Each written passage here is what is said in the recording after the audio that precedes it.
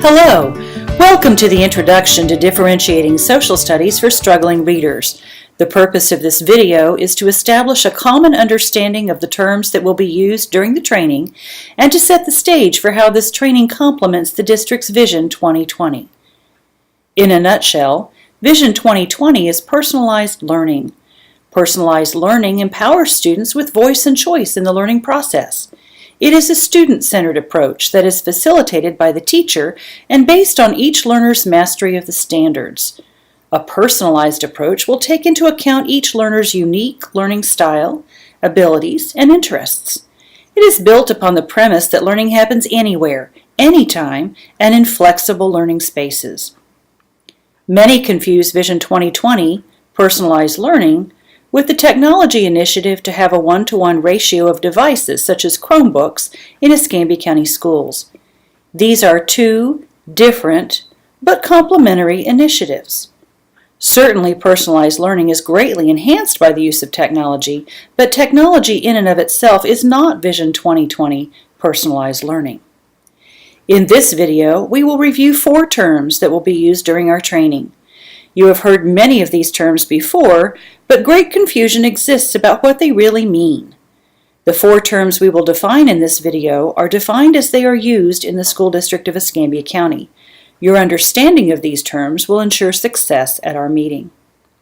The first term we will consider is Universal Design for Learning. Let's listen to a brief video explaining UDL.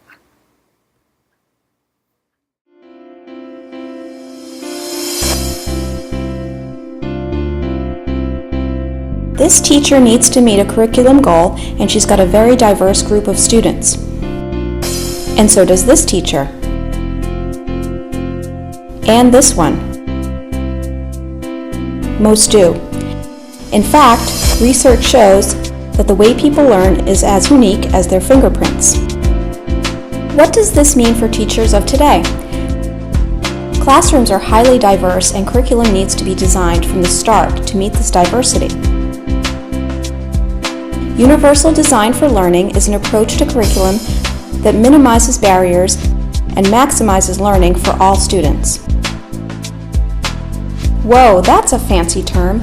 Universal Design for Learning. Let's unpack it a bit. Let's think about the word universal. By universal, we mean curriculum that can be used and understood by everyone.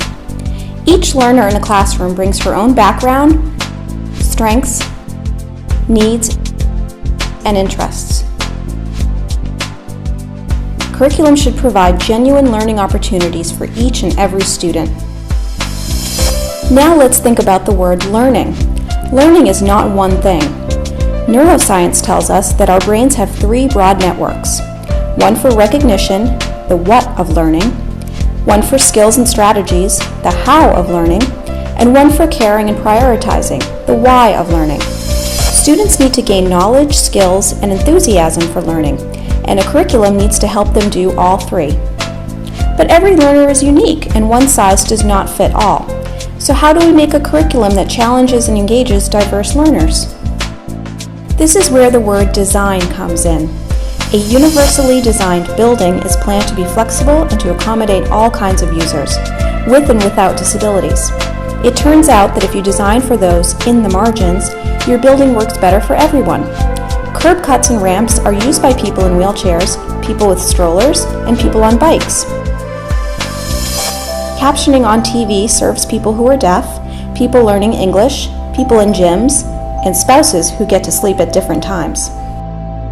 UDL takes this idea and applies it to the design of flexible curriculum. UDL goes beyond access because we need to build in support and challenge. So how do we use the UDL framework to make learning goals, methods, materials, and assessments that work for everyone? First, ask yourself, what is my goal? What do I want my students to know, do, and care about? Then ask, what barriers in the classroom might interfere with my diverse students reaching these goals? To eliminate the barriers, use the 3 UDL principles to create flexible paths to learning so that each student can progress. Number 1, provide multiple means of representation. Present content and information in multiple media and provide varied supports.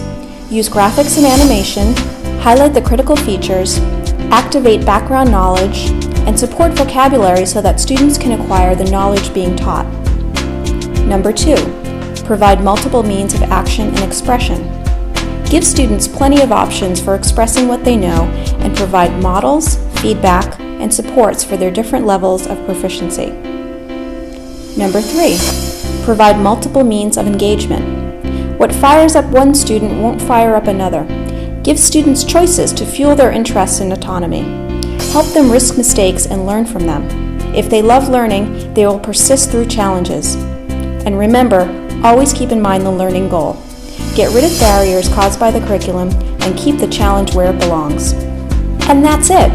Okay, quick recap.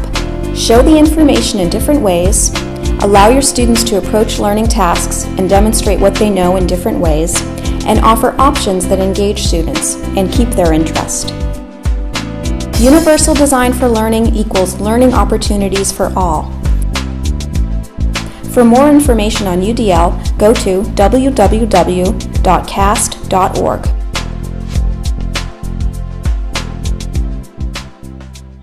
You can see that the concept of UDL fits with Vision 2020 and personalized learning.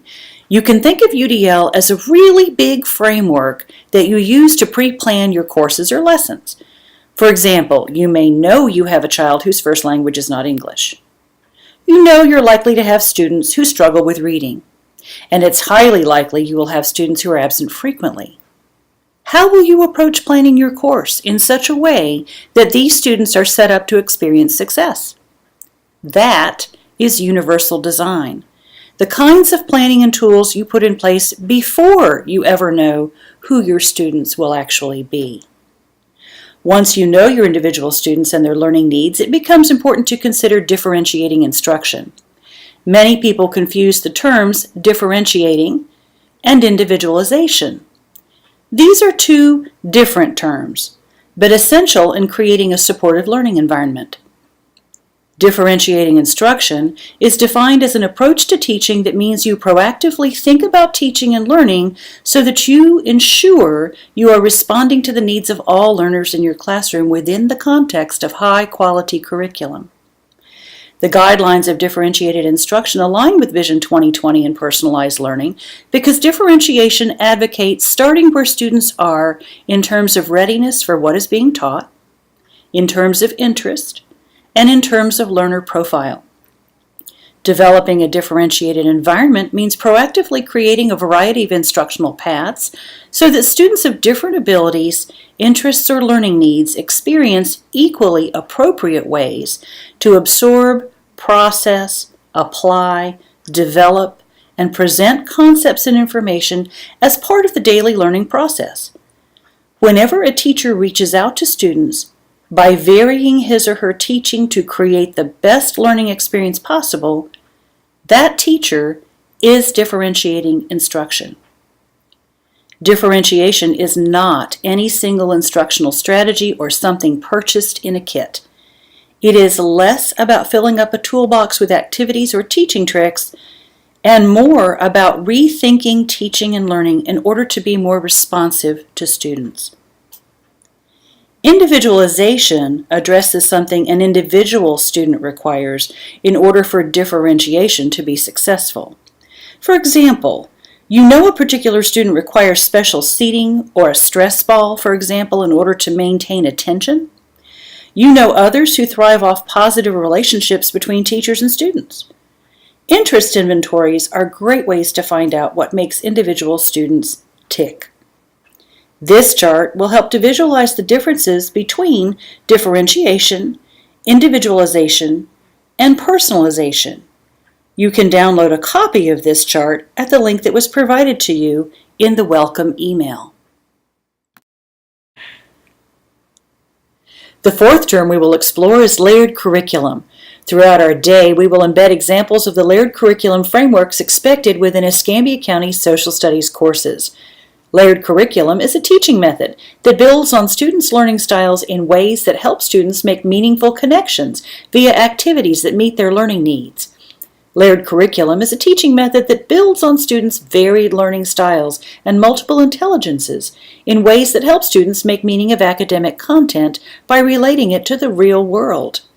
One of the key elements of this instructional method is to match students with activities that best fit their learning needs, instead of focusing on one specific type of activity and assigning it to every student. Integrating a layered curriculum as a means of achieving differentiated instruction is a useful strategy for motivating and engaging students and creating a student-centered classroom. This approach aligns to the standards and supports Vision 2020 personalized learning by supporting differentiated instruction and allowing student voice and choice. The structure of the layered curriculum is in this order: Layer C, Layer B, and finally Layer A. The C layer covers basic understanding of standards. The B layer expands learning by applying information, and the A layer extends that learning. As educators, it is our responsibility to ensure that all students are provided the opportunity and support to achieve beyond Layer C. As we look through the lens of Vision 2020 to realize our personalized learning goals, we see classrooms full of independent, successful learners. We look forward to seeing you soon.